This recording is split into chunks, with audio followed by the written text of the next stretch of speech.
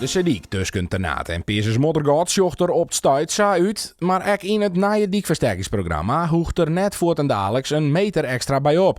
Dat komt door een aanpassing in de boetenkant van de Sediek. We gaan aan de buitenkant een berm aanleggen in het asfaltdeel.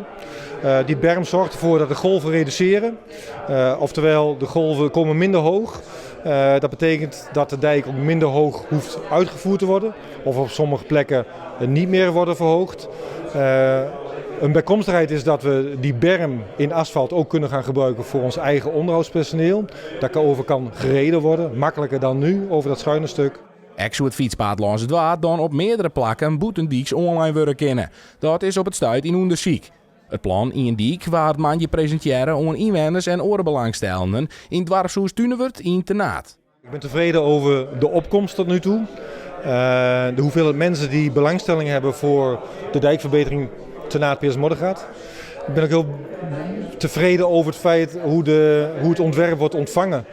Maar dit traject, wanneer hoop je dat het er al je leidt? Wij hopen in 4 jaar de dijk te kunnen realiseren. En de verwachting is dat we in 2028 starten met het realiseren van de nieuwe dijk.